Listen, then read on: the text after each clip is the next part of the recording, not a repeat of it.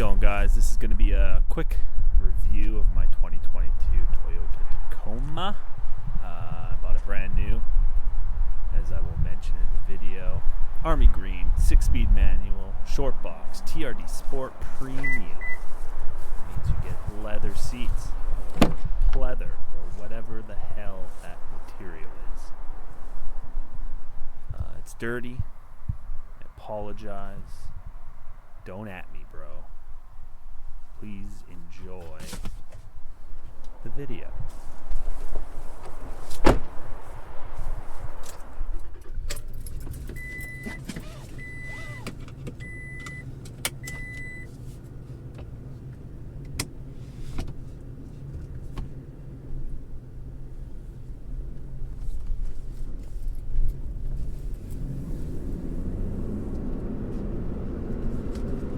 Bought this truck brand new in June of 2022. It's currently got about 37,000 kilometers on it. We're up in Canada.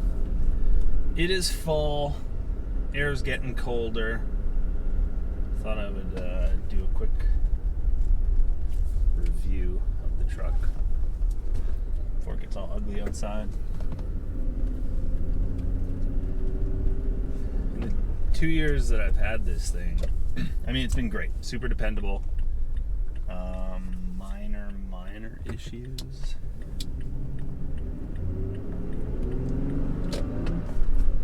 But it has been nice having a vehicle I can trust.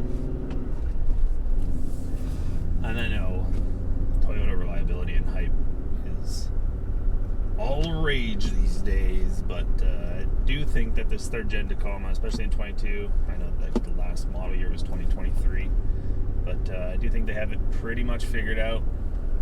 And like this drivetrain, the 6-speed manual, there's basically nothing that can go wrong, knock on wood. Yeah, it's been great to own. I don't love the truck. Like, I'm not in love with the truck. I love looking at it. Every time I open the blinds or see it on the street or in a parking lot, I'm just like, damn, that is a good looking vehicle. But as soon as you start driving it, you start doing it for like actual truck stuff. I mean, you could throw wood in the back, no problem. It won't blink at that. But I haul a 18-foot travel trailer. It's about 3,200 pounds, fully loaded.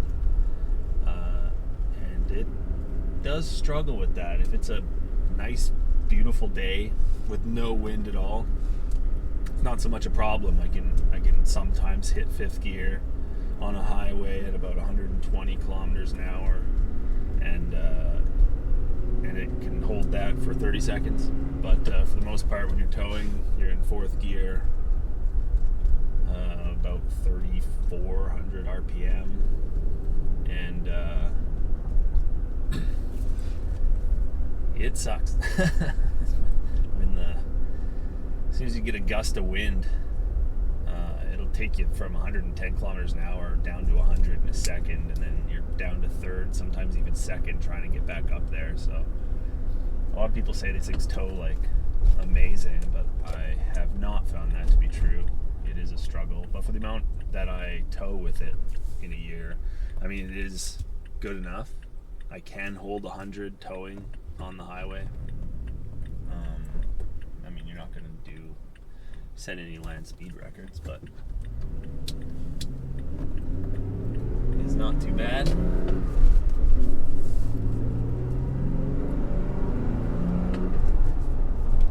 mean, fully empty.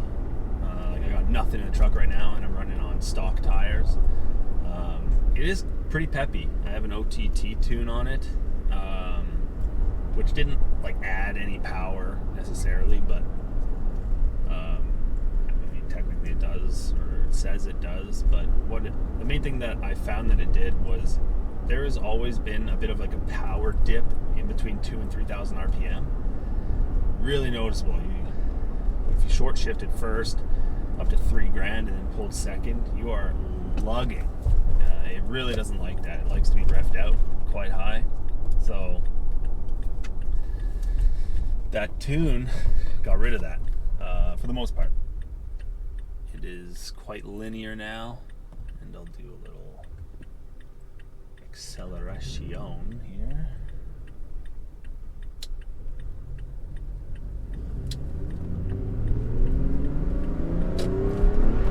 It's $5,000 a second to the pedal to the floor. $6,000. It's about 110. I mean 60.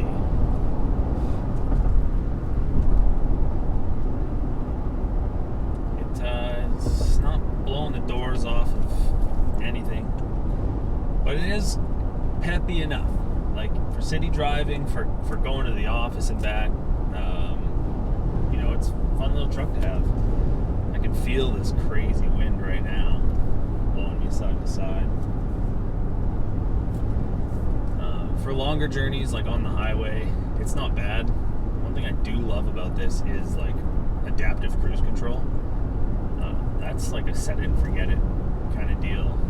It'll automatically keep you the same distance from the vehicle in front of you. I do like that. That's really the most advanced feature this thing has.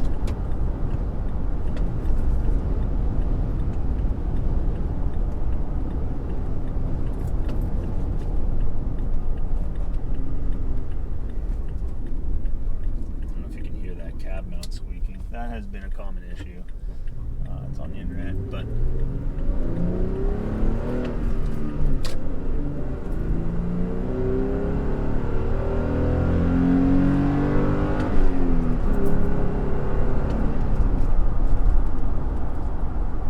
I brought it in to get that front cab. It's like the chassis mount. It's where the front cab of the truck bounces the chassis, and those bushings, I guess, they squeak. They fail super early. So I brought it in to get it fixed, and instead of just replacing it, they took the bushing out and greased it, as if that's going to do anything as soon as it gets wet and all that grease washes away. But that solved the problem for about 2 hours before that squeak came back. I just haven't had a chance to bring it back in. Maybe on my next oil change I'll get it. I still got free oil changes from the dealership, so that's pretty sweet. I think I got 2 more. But yeah, that's been basically the only issue plaguing this thing, other than just general lack of funness. Like, it's a great truck. I love driving it sometimes. But the one thing that always comes up for me, especially as soon as I start putting weight in this thing, friction point. This thing has a accumulator in the clutch, or clutch pedal accumulator, and basically what that is, like a damper for your friction point. It's supposed to make the friction point like wider so that it's easier to drive, but all it really does is make your friction point undependable. I have no clue where it is going to be each time. I mean, that's a bit of an exaggeration, but it makes it seem like you don't know how to drive a manual when you miss that, or when it hits, because you let the clutch out quickly to your friction point. Well, it's not where you left it, basically. It could be at a different point. I think it has something to do with how much pressure is in the accumulator. But they sell a accumulator delete kit, and I might try that out here soon to see if that kind of makes it a bit funner to drive. Not necessarily funner, but easier. It gets pretty jerky because you can let the clutch out and hold it where you think the friction point should be, and then there's like a 1 second delay where it will grab, and yeah, it's just not great. I heard that they took that out of the 4th Gen Tacoma, and it's just straight up normal friction point, but yeah, it's something I'm probably going to look into.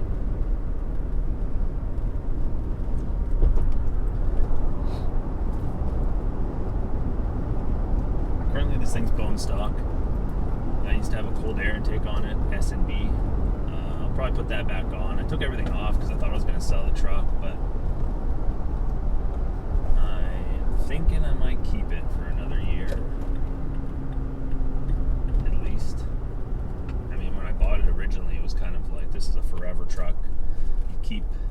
keep in the family for your life because they're dependable and they'll go up to 500,000 kilometers and blah blah blah. But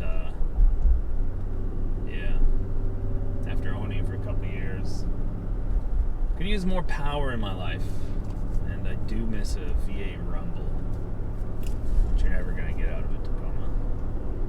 Last gen Tundra maybe I would consider buying, but for the most part, for what most people need a truck to do, this thing's gonna do exactly what you need it to do. Unless you're hauling anything heavier than like a 3,000 pound trailer, because that's where it starts to get iffy. I know people post pictures of them hauling cars and stuff on the back, but it's not something I'd want to do constantly. Some traffic jam up here. That's awesome.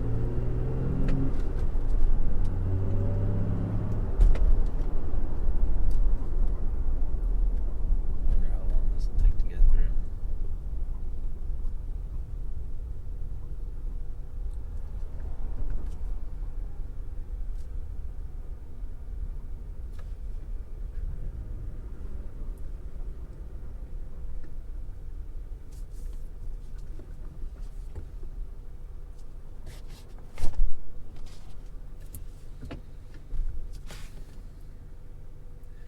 What else can I talk about here? Touch points. Like the inside of a Tacoma is pretty bare bones. They've kind of run with this since 2016. I will say the steering wheel is very comfortable. I super like the grips on it. They get this little wide part here. Super comfortable for driving. All your immediate touch points are nice. Like a lot of people switch out the shift knob. They'll do like a URD short shift kit. But I like this shift knob. It's leather wrapped, soft, ergonomic, fits my hand nicely. I don't think I'd be changing that out.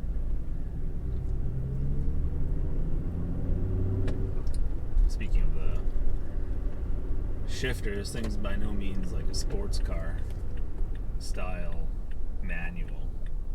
With the rev hang on this engine in between gear shifts, you're not power shifting, you're not money shifting. It's very slow and smooth.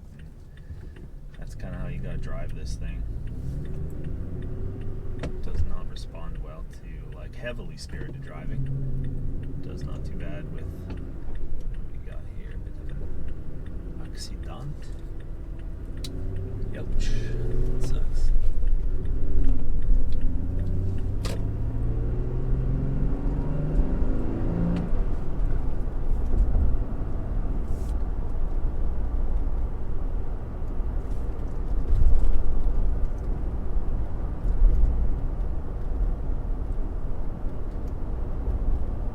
Quite a bumpy ride.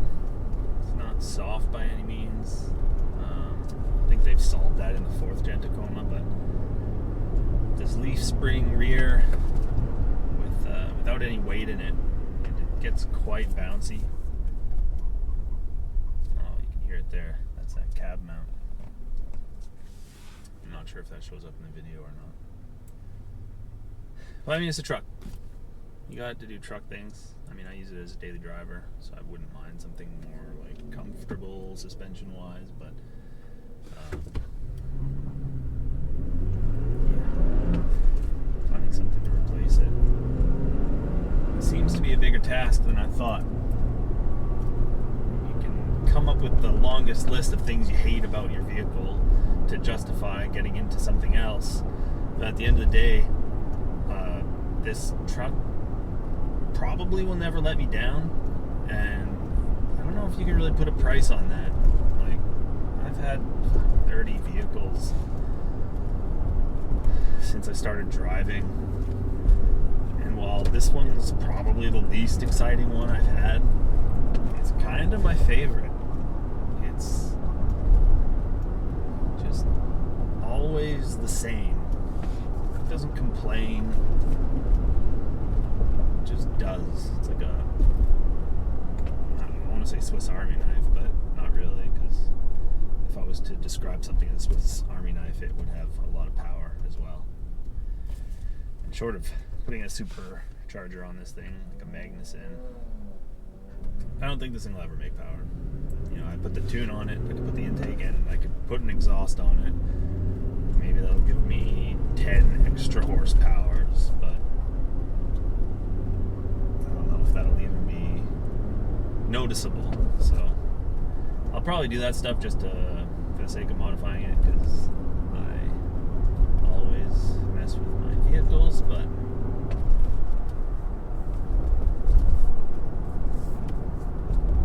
it's just for some extra sound.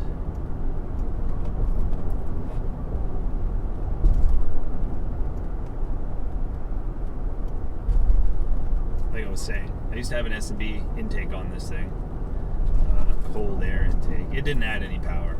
It was mainly a noisemaker, but it was nice to have that engine noise, because in stock format like it is now, you can hear the engine, but it's basically a sewing machine. It doesn't offer any thrill, any burble. When I had the intake on, at least down low, it kind of made a grunting sound. Of driving. I took all that off because I thought I was going to sell this thing, but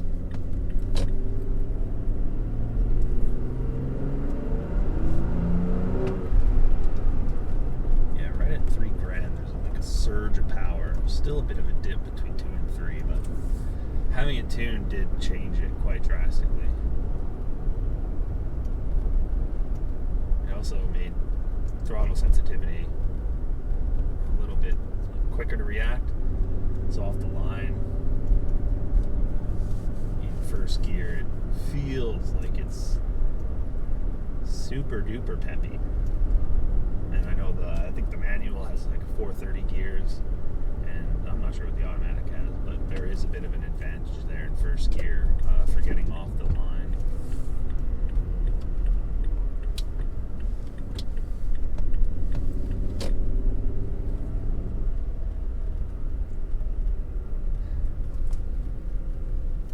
To conclude this 2-year owner review, I guess I would just say Tacomas are awesome. They're also not awesome. Depends on the day. You know, I love this truck for the most part. Definitely on Facebook Marketplace looking at replacements. But if it had just like 20% more power, I don't think I would look at anything else.